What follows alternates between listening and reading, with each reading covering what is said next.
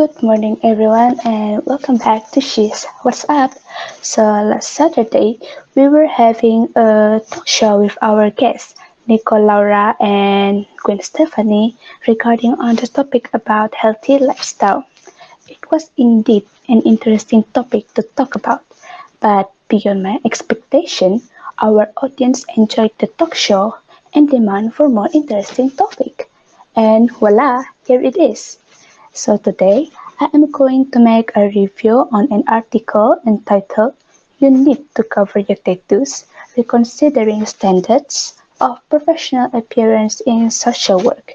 This article is written by DJ Williams, Jeremy Thomas, and Candace Christensen. To begin this review, I am going to talk about the nature and the purpose of the authors in this article first. And next, I am going to talk about the targeted audience by the authors. And thirdly, we will go deeper into the style and the tone in this article. After that, we will talk about all the issues, the arguments, and the main points present in this article together with the supporting details. Later, we will go through with the sources in this article, and lastly, I will talk about the stance and the conclusion of the authors about this article. So before we start our review, John Jungkook, a South Korean singer from the popular boy band BTS, has caused a controversy regarding on his tattoos. This controversy has led to some misconceptions to the Korean culture. So without further ado, let's take a look on this video.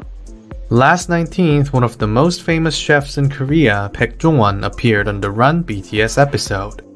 Fans expected a lot because both of them have enormous influence in Korea.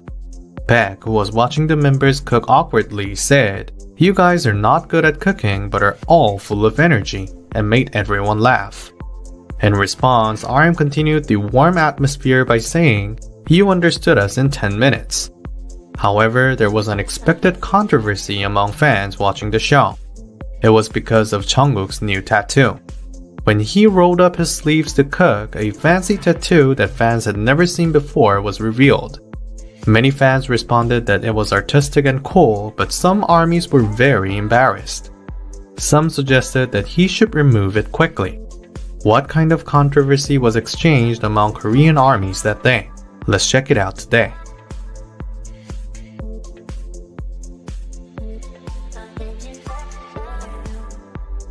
Tattoo is a way of revealing one's identity.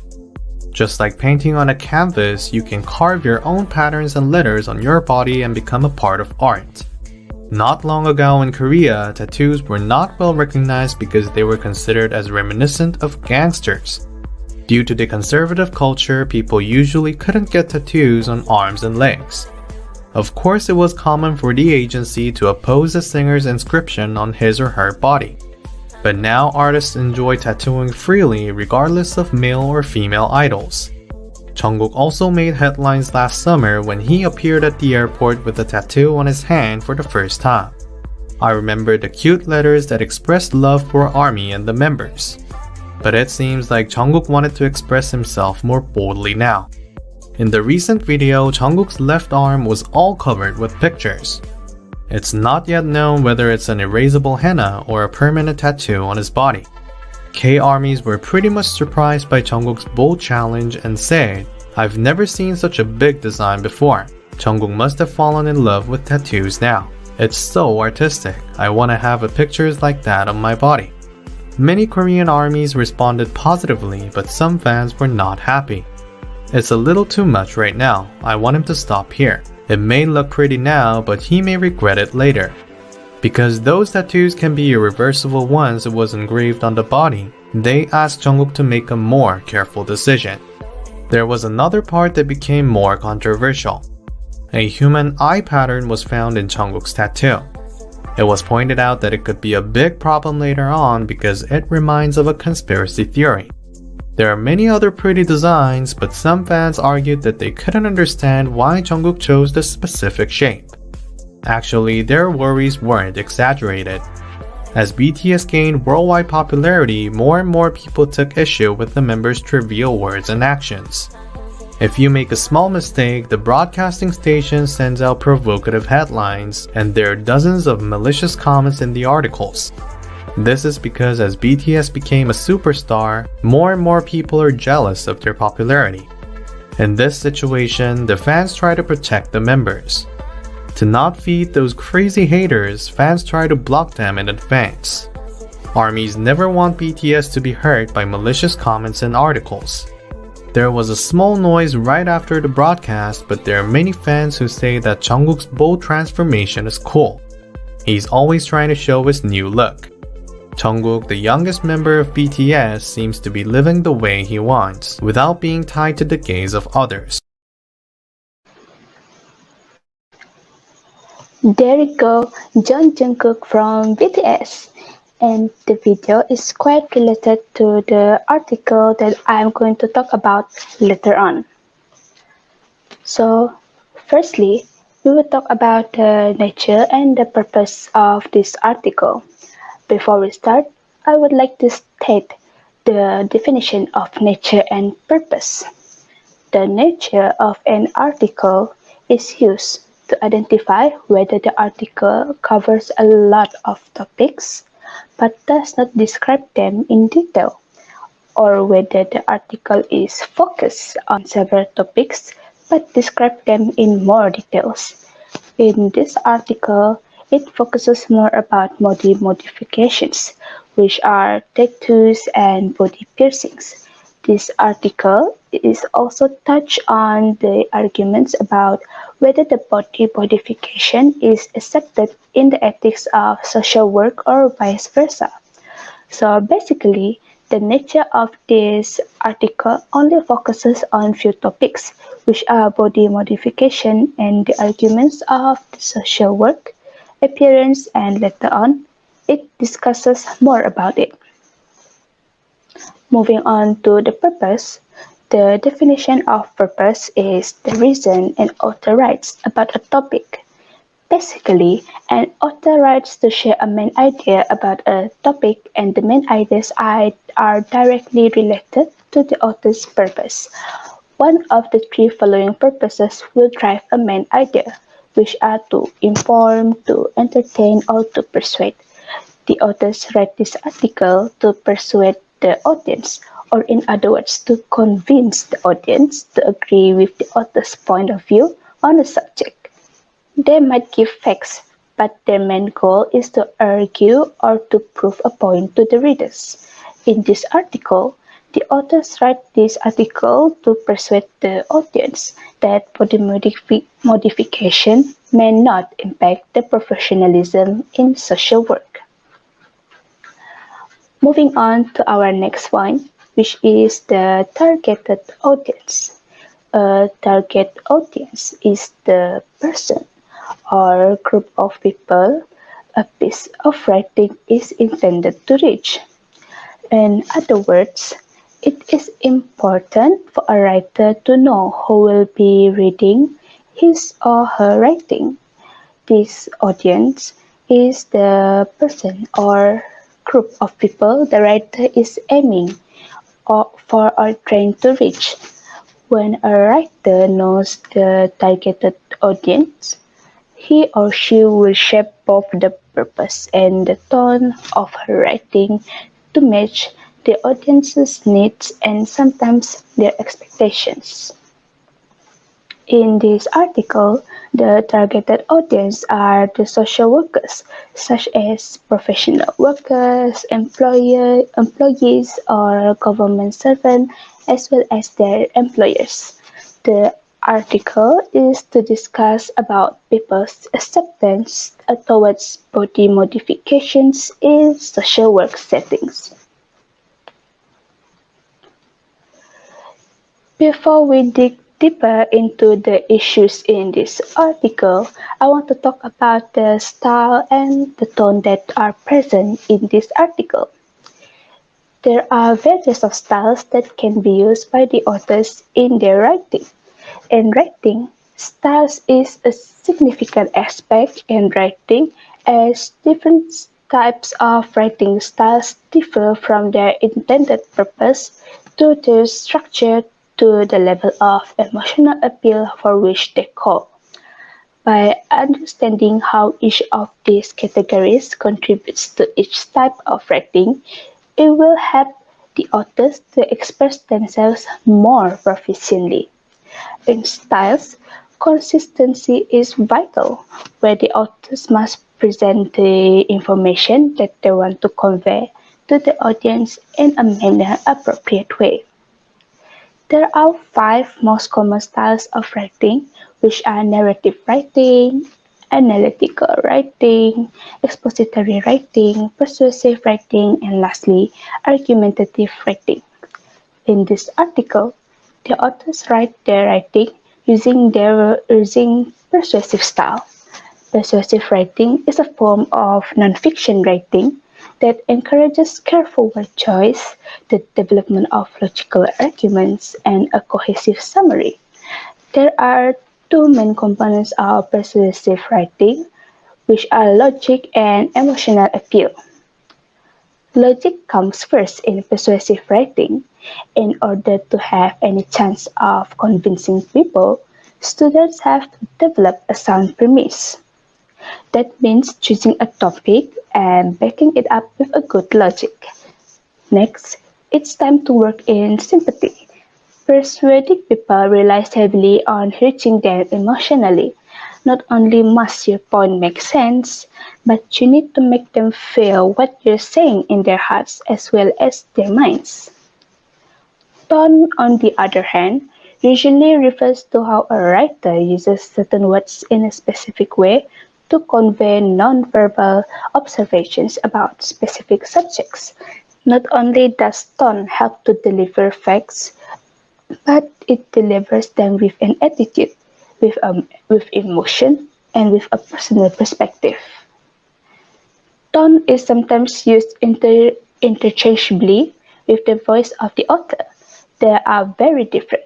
A writer's voice is a perspective or the personality. The tone of a writer conveys the attitude about what is being written about.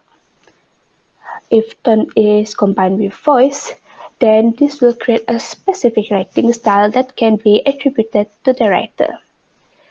There are two types of tone, which are objective and subjective tone. The objective tone is matter of fact and neutral, and the details are mostly facts. A subjective tone, on the other hand, using words that describe feelings, judgments, or opinions. The details are likely to include experience, senses, feelings, and thoughts. In this article, the authors write in objective tone. This is because the article is written based on the research from various resources. It is not only from the authors alone, which are Williams, Thomas, and Christensen, but it also includes other facts from the writers in various resources. Not only that, the explanations are mostly reasonable as it is cited from the reliable resources. Objective tone does not show any feelings for or against the topic discussed. It often uses higher level of words and avoid pronouns such as I and you to create a formal tone. Moving on to the next one, which is the issues, arguments, and points with the supporting details. The first subtopic of this article is about importance of professional appearance.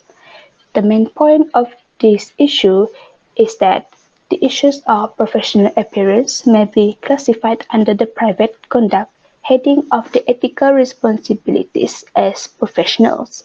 To support this idea, the authors state that the first competency is identified as ethical and professional behavior, including the competency, subcompetency to demonstrate professional demeanor in behavior and appearance.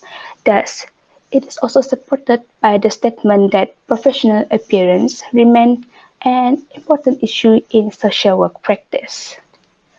Another main point under this issue is that a growing number of new professional social workers complain that they are required by their employers to cover any tattoos or piercings. To support this main point, it is stated that policies requiring such modifications to be covered are outdated and perhaps inconsistent with social work's own core values. The second issue is about prevalence among and demographics of people with tattoos and piercings. The main point under this issue is body modifications such as tattoo and piercings have become much more prevalent.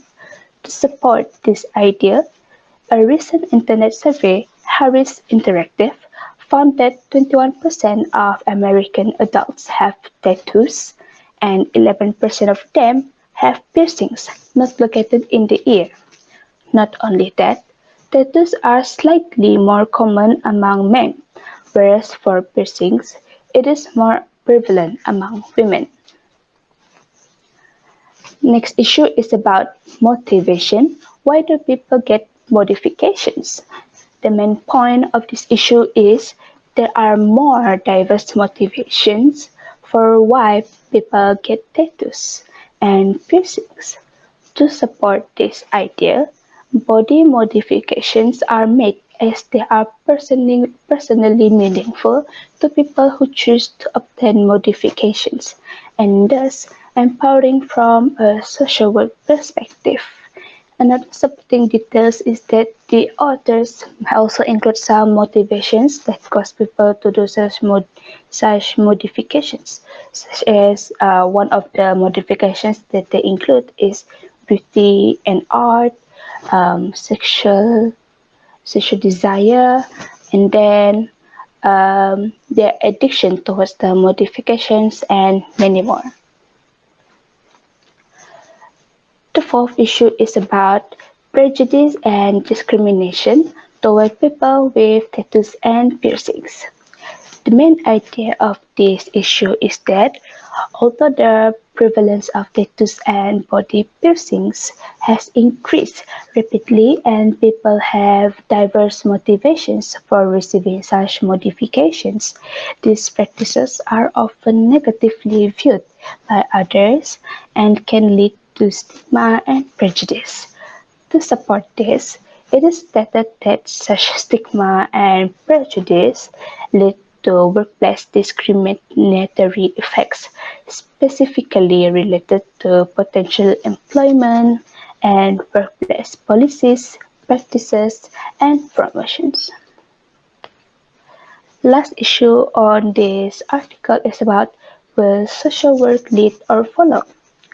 So the main point of this issue is that the issue of visible tattoos and piercings being restricted or allowed in the professional workplace is not going to go away. To support this idea, this article stated that the expectations of professional appearance are sufficiently flexible to avoid contradicting core values pertaining to human diversity cultural competence, and empowerment. Another supporting details is that social work is expressly committed to reduce prejudice, marginalization, and oppression, and therefore we are in a position to lead in advocating for more flexible workplace expectations and policies regarding professional appearance. So the next point that I am going to talk about today is the sources of the articles. There are four ways to detect whether the sources are credible or vice versa. Firstly, the accuracy of the sources. The information that we already know should be verified against the information found in the sources. Look also for disclaimers as to the accuracy of the content.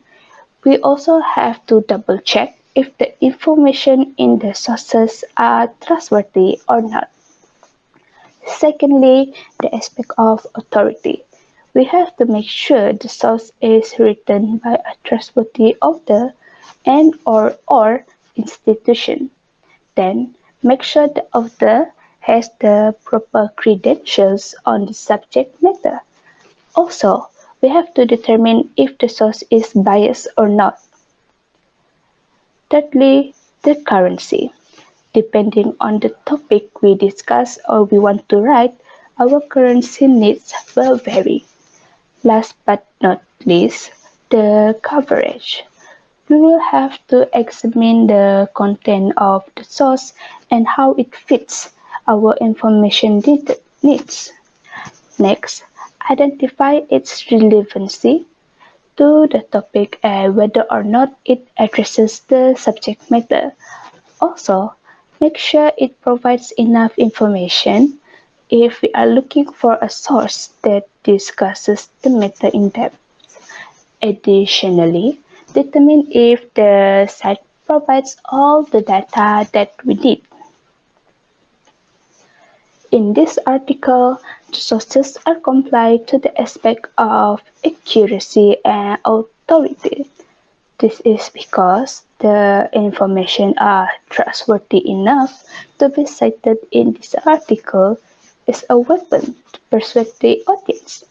Some of the sources are written by trustworthy authors too, by being the expert of the field of body modifications. As for the currency aspect, some of the sources are not within the recent 10 years. As this article is written on 2014, the sources should be between the years of 2014 to 2014, but the sources here are mostly from 2002 and 2000 until 2009. And lastly, it also covered the aspect of coverage as they covered the issue of body modification and professional appearance directly. The last point that I will talk about today is about stance and the conclusion of the authors in this article. Stance can be defined as the attitude that the writer has towards the topic of his or her message. The stance that a writer takes will greatly determine the tone of his or her message and the words that they choose. In short words, stance is the position taken on an issue, the beliefs held about something, or the way a person stands or holds themselves. The author believed that the body modification should be accepted in social work settings and not being seen as unprofessional. It may be important for the workers to be sensitive to the perceptions of others who may not like such practices, but it is also important that expectations of professional appearance are sufficiently flexible to avoid contradicting core values pertaining to human diversity, cultural competence, and empowerment. Therefore, authors thought that social work should face this issue. Social work plays a role to reduce prejudice, marginalization, and oppression, and therefore we have to lead in supporting for more flexible workplace expectations and policies regarding professional appearance. As a conclusion, many people still have the mindset that body modification, such as tattoos and piercings, is unprofessional in social work. And secondly, tattoos are more prevalent among men, whereas piercings other than on earlobe are more prevalent among women. People are doing such practices because they have their own motivation. Some of the motivations that encourage them to do the body modification is beauty, art and fashion, physical endurance, addiction, and many more. Even though more and more people are still practicing body modifications, There is also more stigma and prejudices arise that lead to workplace discriminatory effects. The author then stated that social work settings should face this issue to advocate more flexible workplace expectations and policies regarding professional appearance.